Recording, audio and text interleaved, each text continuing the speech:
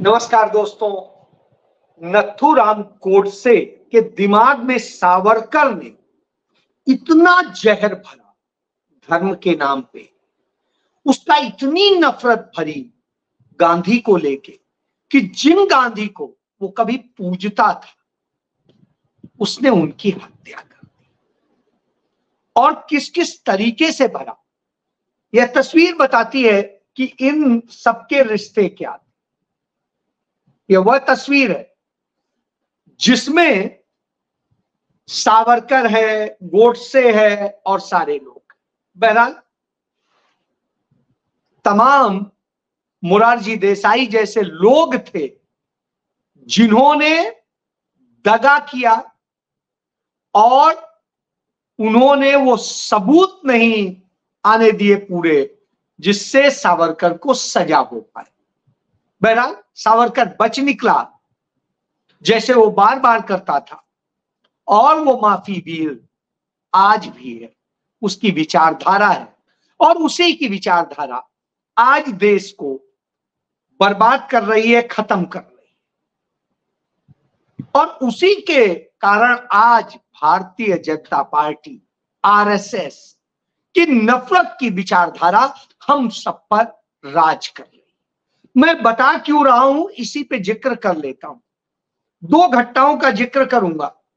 पहली घटना सुनिए कि सहारनपुर एक जिला है उत्तर प्रदेश में, वहां पर करमवीर शर्मा नाम का व्यक्ति जो जींद का रहने वाला है, ब्राह्मण पंडित है, वो एक गैंग चलाता था।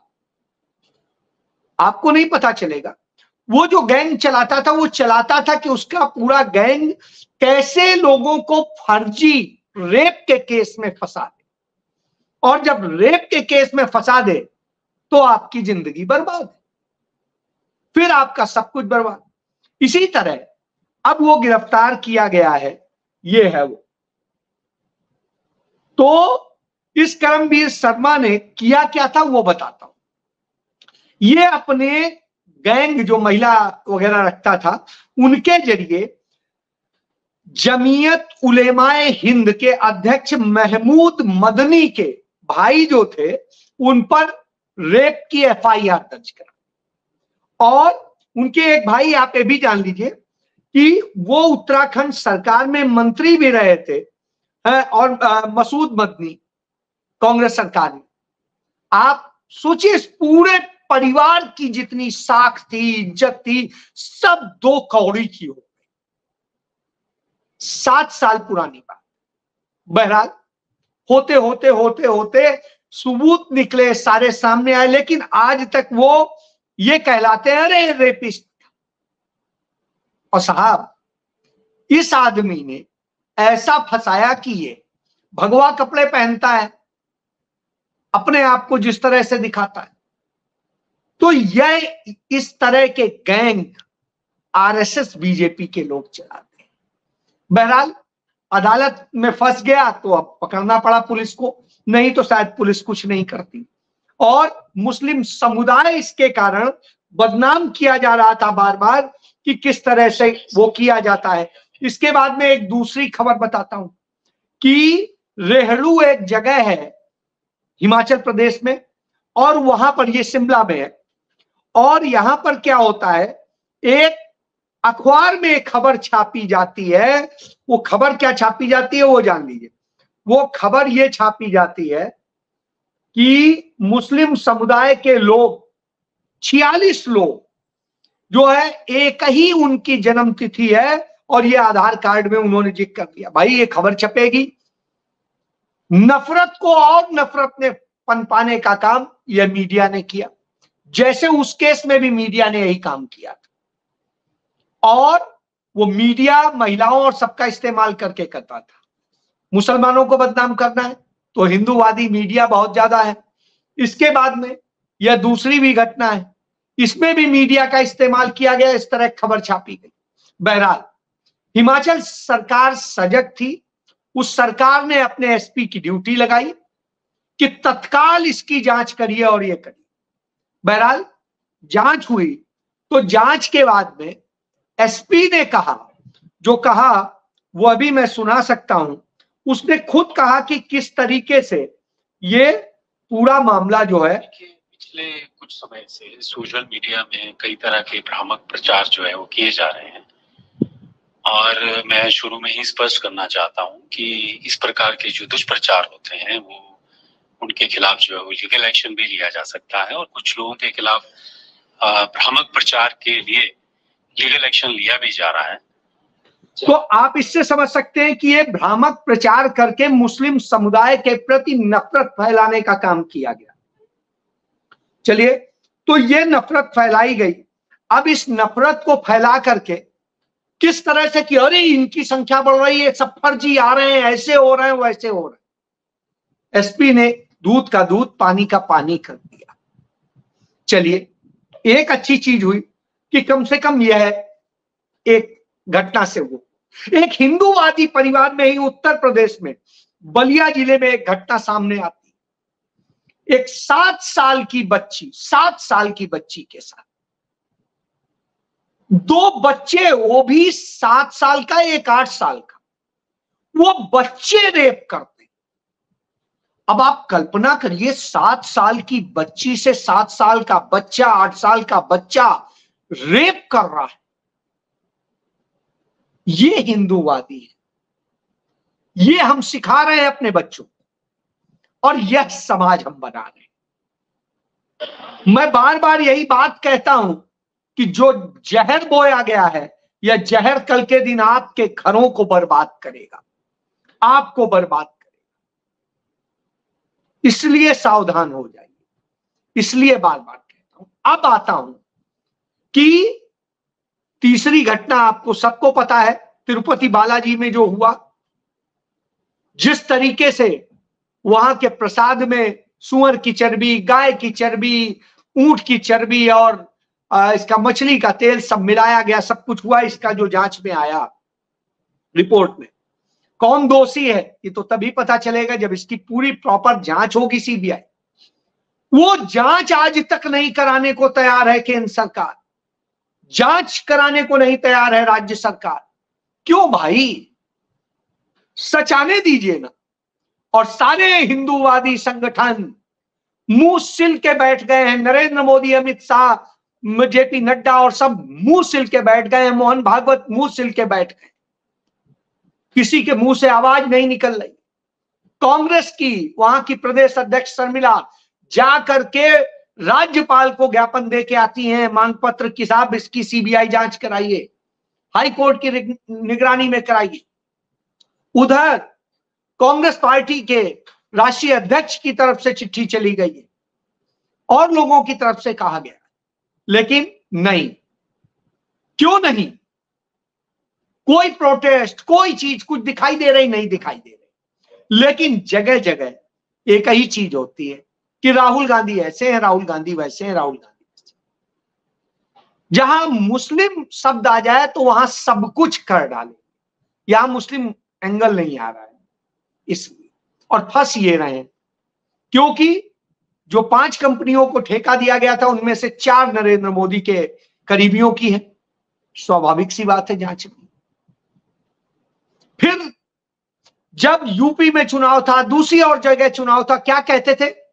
हमें नहीं चाहिए मुस्लिम वोट, हमें मुस्लिम चाहिए और हम मुस्लिम को टिकट नहीं देते हैं। साहब, केरल में टिकट भी दिया लोकसभा चुनाव, बहरहाल हार गया। और अब जम्मू कश्मीर में खूब सारे टिकट दिए हैं। इसके पहले असम में आपने देखिए दिया था। तो सारे कर्म करते हैं। अब आपको याद होगा उत्तर प्रदेश का 2022 में चुनाव था।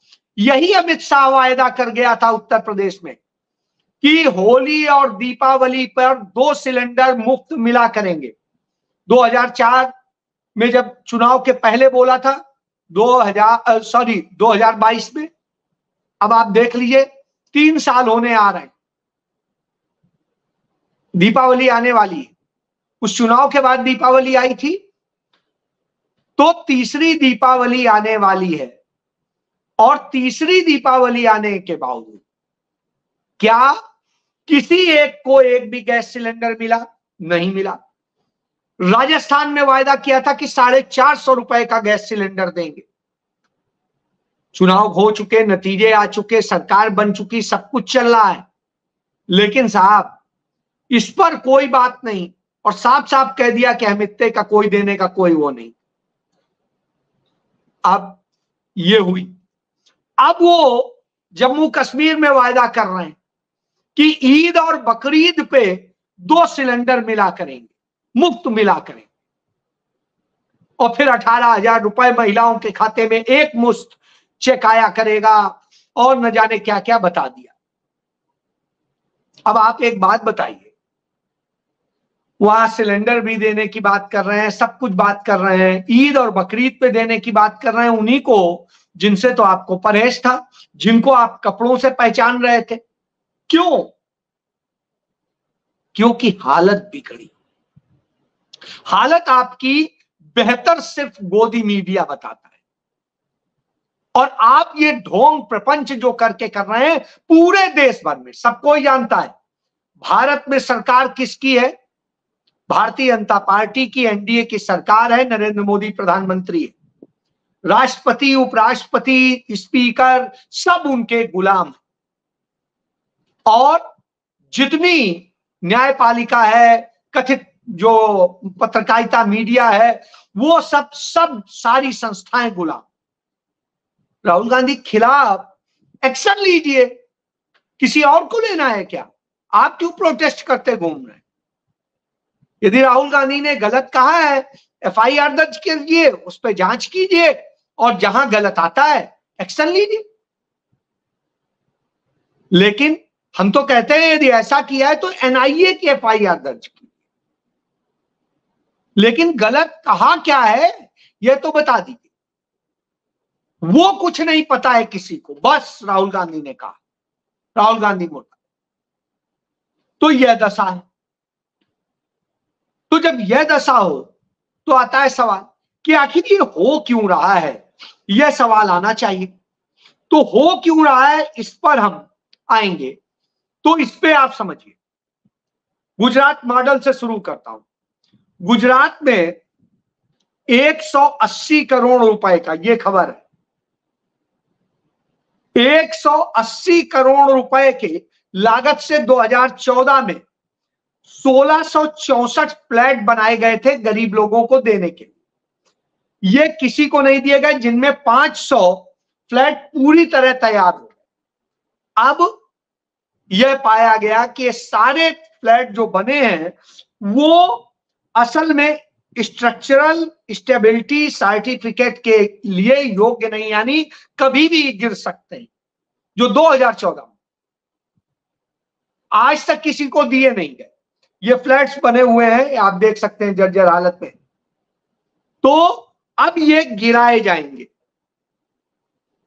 मतलब जो इसमें उस समय 180 करोड़ रुपया खर्च हुआ था 2010 में, आप जोड़ लीजिए 2010 में के हिसाब से आज कितनी उसकी वो हो जाती है।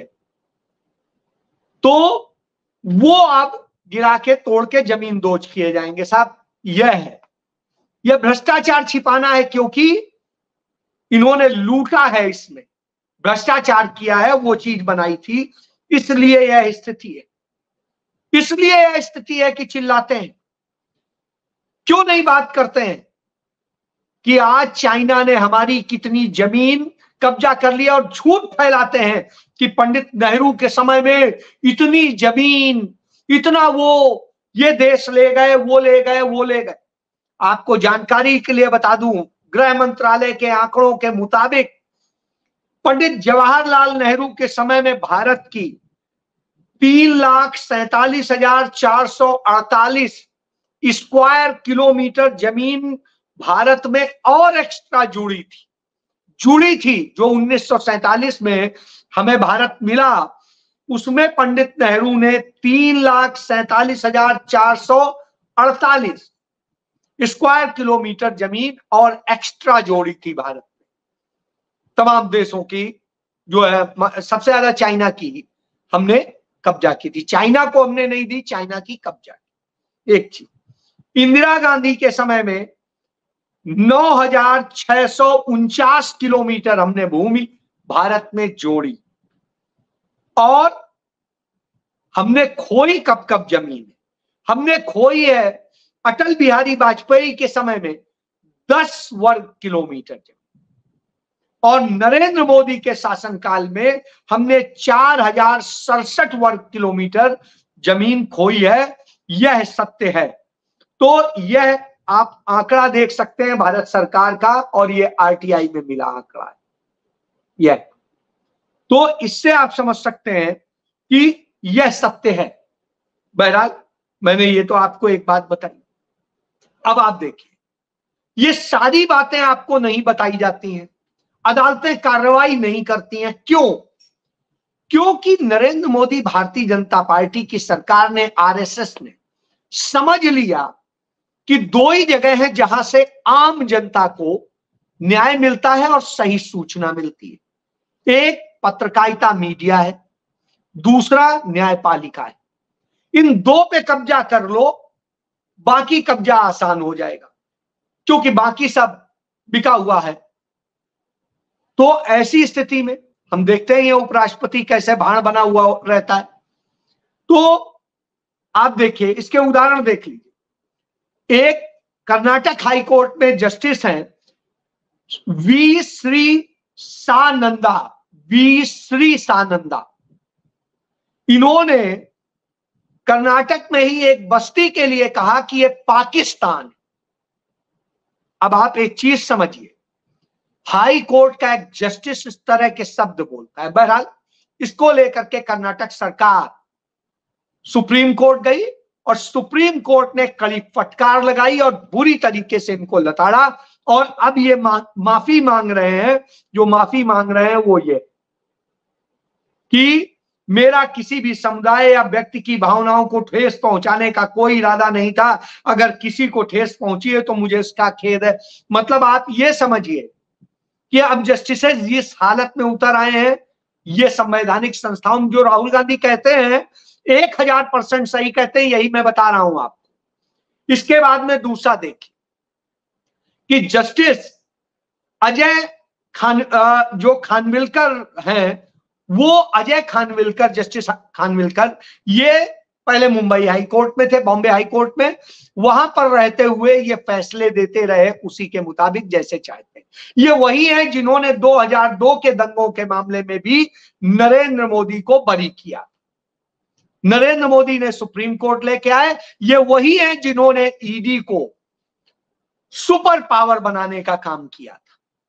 ये वही है, और इन्हें इनाम में दिया गया। रिटायर होते ही इन्हें देश का लोकपाल लगा दिया गया। जिस लोकपाल की बात करता था अन्ना हजारे, अरविंद केजरीवाल और नरेंद्र मोदी के यही सब विवेकानंद फाउंडेशन वाले, अजीत डोभाल और ये सारे पूरे लोग हैं। तो जस्टिस हेगड़े और ये क्या नाम है, काना बाबा जो है, रामदेव, और उसके अलावा रविशंकर जो वो बाबा है, क्या श्री श्री लिखता है अपने को, इसी तरीके से तमाम सारे जो ये ड्रामा किया था वही लोकपाल के पद पर। और नरेंद्र मोदी ने, मैं वही बताने जा रहा हूं, बहुत बड़ी चीज, अडानी ने जो भ्रष्टाचार किया है, जो हिंडनबर्ग ने खोला, जो अडानी का भ्रष्टाचार है, जिसको माधवी बुच का जो पूरी बुच है, जो सेबी की चेयरपर्सन है, उसने जिस तरीके से भ्रष्टाचार किया, ये सारे पूरे नेटवर्क की जांच इनको दे दी है। तो क्या जांच का नतीजा होगा आप समझ सकते हैं। तो जब शिकायत लेके इनके पास गए तो इन्होंने कहा पहले सबूत लाइए फिर वो। साहब, शिकायतकर्ता को सबूत नहीं देना होता है। शिकायतकर्ता शिकायत देता है, एफिडेविट देता है, आप उसकी जांच कीजिए। जांच में जब तथ्य आ जाए तो आप कार्रवाई कीजिए। तथ्य गलत हो तो उससे आप जवाब मांग लीजिए, फिर एक्शन ले लीजिए। लेकिन ये उल्टा काम कर रहे हैं। ये कह रहे हैं पहले सबूत लेके आइए। सबूत तो इतने दिए गए हैं कि ये सबूत है। अब उन अथॉरिटीज से ऑफिशियली मांगने का अधिकार तो आपको है, कॉमन आदमी को तो है नहीं। ये मोदी इस पे पर्दा डालना है, इसलिए ये किया जा रहा है। असल में राहुल गांधी ने ये कहा, वहां ये हो गया, ऐसे हो गया, वैसे हो गया, आपको भटकाया जा रहा है। इसलिए भटकाया जा रहा है क्योंकि आप उसमें उलझे रही। आप भूल जाइए कि अदानी ने पूरा लूट डाला है। आप भूल जाइए कि माधवी पूरी बुच किस तरीके से ये पूरा सब बेच खाया है और किस तरीके से वो सारे तथ्य खा जाए और मोदी का ये धंधा बच जाए। आज सवाल उस पर हो ही नहीं रहा, इसीलिए नहीं हो रहा कि हम इधर उधर भटके हुए। यही तो मकसद है। तो पत्रकारिता, गोदी मीडिया इस पे बात करेगी, ये करेंगे, तो ये किनारे हो गया, दूसरी चीजों की बात। फिर लड़कियों के साथ रेप होंगे, ऐसी घटनाएं होंगी। उड़ीसा में इतनी बड़ी घटना हुई, सेना में इस बात को लेकर बड़ा गुस्सा है, लेकिन क्या एक भी गोदी मीडिया के पत्रकार का बताएंगे जिसने इस पर ट्वीट किया है उस लड़की के लिए, महिला के लिए? एक भी ने भी ट्वीट किया है जो इंदौर में, महू में उस महिला अफसर के साथ में, आर्मी अफसर के साथ में गैंग रेप हुआ? एक ने भी ट्वीट किया है कि इन बच्चों के साथ रेप हो रहा है, कैसी मानसिकता बच्चों में पनप रही है? किसी ने किया है क्या? नहीं किया। क्योंकि ये नफरत फैलाने वाला गैंग आपका ध्यान भटका के असली मुद्दे से दूसरी जगह ले जाना चाहता है। असली मुल्जिम अडानी है और उसका गैंग, और वो गैंग राष्ट्रवाद की आड़ में देश को लूट रहा है। तो यह समझ लीजिए, यह सत्य है। तो इस सत्य को समझिए, आगे बढ़िए। जय